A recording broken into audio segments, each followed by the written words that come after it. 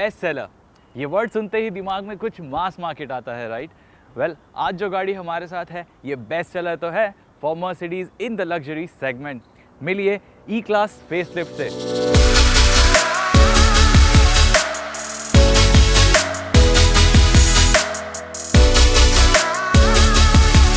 इसमें हुए हैं ढेर सारे चेंजेस अंदर और बाहर, तो क्या है खास in the new E class, आइए जानते हैं इस वीडियो के साथ।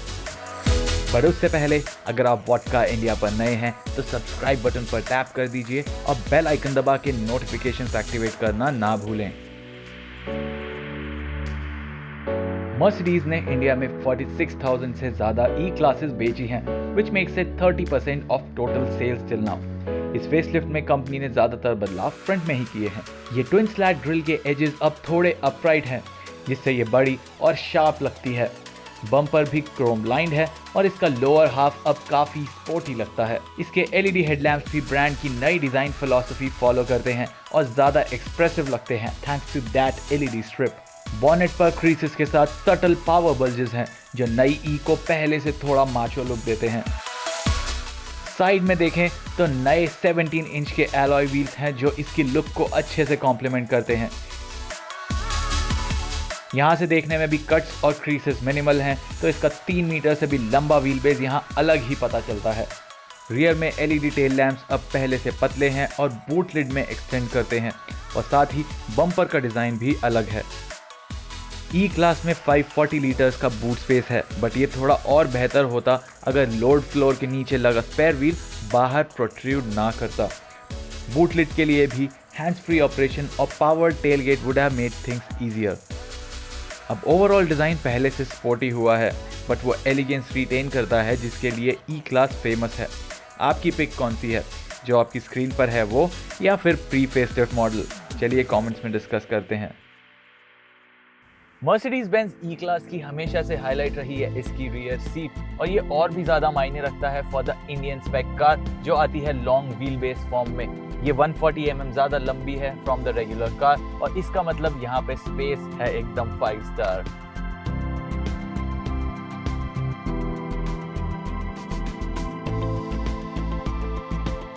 स्पेस का तो यहाँ क्या ही कहना, ढेर सारा आपको नी रूम मिलता है। अंडर थाई सपोर्ट एकदम परफेक्ट है। फुटवेल एरिया में आप पैर एकदम लाउंज की तरह फैला सकते हैं, और हेड रूम अच्छा खासा है। इसकी बड़ी विंडोज और ये पैनोरामिक सनरूफ से इस कैबिन में और भी आलीशान फीलिंग आती है। इन सीट्स को देख लीजिए, ये एकदम सोफा जैसी फील देते हैं। बैक से आपको ऐसे हक करती हैं कि आप यहाँ पे लंबे समय बिता सकते हैं। सेम केस है इन कुशन्स का हेडरेस्ट में, ये भी बहुत कंफर्टेबल है। कंफर्ट के साथ साथ प्रैक्टिकल बिट्स का भी अच्छा खासा ख्याल रखा गया है। अब इसके रियर आर्म रेस्ट में एक रिमूवेबल टैबलेट आता है। इससे आप फ्रंट एमबीवेक्स सिस्टम के कई सारे फंक्शंस भी कंट्रोल कर सकते हैं। यहाँ पे एक वायरलेस चार्जिंग पैड मिलता है।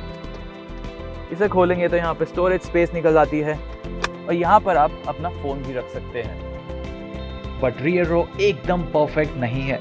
यहाँ एसी टेम्परेचर और ब्लोअर कंट्रोल तो है, बट ये फिर भी कैबिन ठंडा करने में थोड़ा वक्त लेता है। यहाँ कप होल्डर भी सिर्फ एक है जो प्लेस्ड है सेंट्रल कंसोल में, तो इसे रीच करने के लिए थोड़ा स्ट्रेच करना पड़ता है।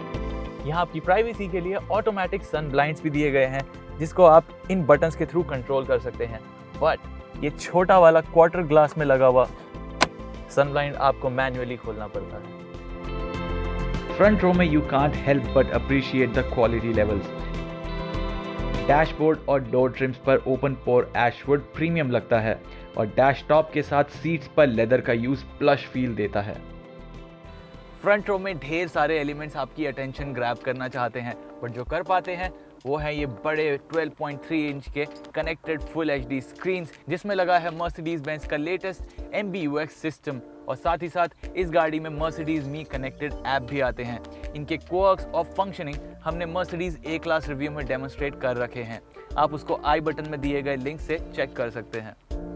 इस सिस्टम का रिस्पॉन्स स्नैपी और डिस्प्ले शार्प है, बट मेरे ब्रीफ यूसेज में ब्लूटूथ सक्सेसफुली कनेक्ट होने के बावजूद मीडिया प्ले होने में थोड़ी परेशानी हो रही थी। इसका ये नया स्टीयरिंग व्हील फिनिश है वाइट नापा लेदर में, और ये दिखने में शानदार है। बस ये ध्यान रखिए कि आप इसको यूज़ करने से पहले हाथ सैनिटाइज कर लें, क्योंकि इससे हाइजीन तो बनी ही रहेगी, ये स्टीयरिंग भी साफ रहेगा।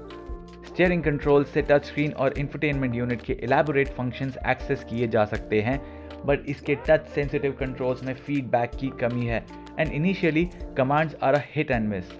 यहाँ रेगुलर बटन्स होते तो ड्राइव करते हुए यूजेज ज़्यादा कॉन्फिडेंस इंस्पायरिंग होती। इस एक्सक्लूसिव वेरिएंट में लगभग सभी हेडलाइनिंग फीचर्स अवेलेबल हैं, जैसे 590 वॉट का Burmester audio system, soft closing doors और हैंड्स फ्री पार्किंग, जो इस 5 मीटर लंबी गाड़ी को टाइट स्पॉट्स में पार्क करने में काफ़ी हेल्प करता है।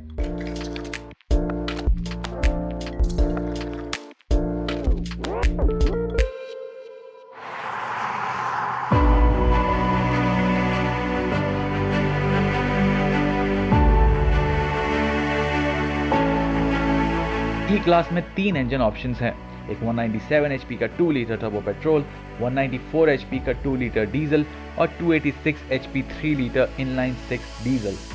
हमने चलाया 2 लीटर पेट्रोल, जो ज़्यादातर ई क्लास बायर्स प्रेफर करेंगे because of the increasing preference for this fuel type. हम चला रहे हैं E200, जिसमें लगा है पहले की तरह ही 2 litre 4 cylinder turbo petrol engine. ये 197 HP की पावर और 320 न्यूटन मीटर्स का टॉर्क बनाता है और पेयर्ड है एक 9 स्पीड टॉर्क कन्वर्टर ऑटोमेटिक के साथ। ये इंजन आइडल पर काफ़ी कम सुनाई पड़ता है।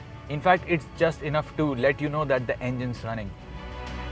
इसकी परफॉर्मेंस काफ़ी क्विक है और ये जेंटल थ्रॉटल इनपुट्स पर भी बढ़िया रिस्पॉन्ड करती है। अग्रेसिव पेडल इनपुट्स पर थोड़ा लैग फील होता है, बट इसका ढेर सारा टॉर्क उसे छुपा देता है। Mercedes claims a 0 to 100 kph time of 7.6 seconds. But E class relax driving promote करती है और ये इसके ट्रांसमिशन की ट्यूनिंग में भी दिखता है, जो 50 km/h की स्पीड पर भी 6 गियर एंगेज कर देता है।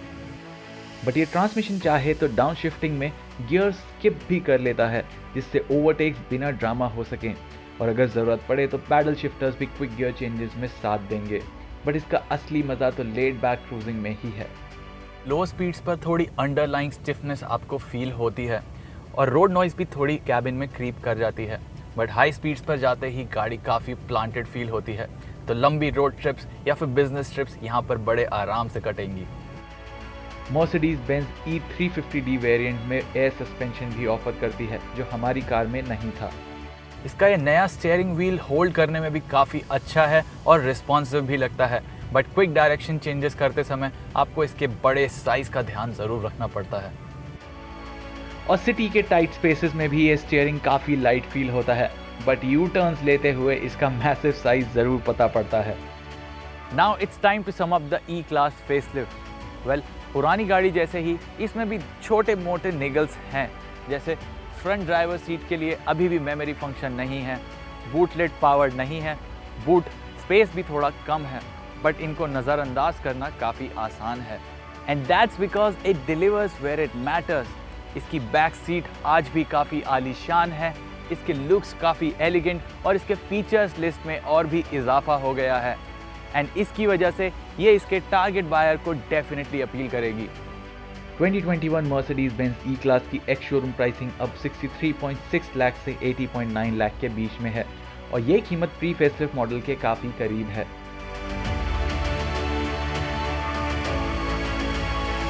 तो ये Mercedes E-Class फेसलिफ्ट के साथ बदल भले गई हो, बट इसे खरीदने के रीज़न आज भी वही पुराने हैं।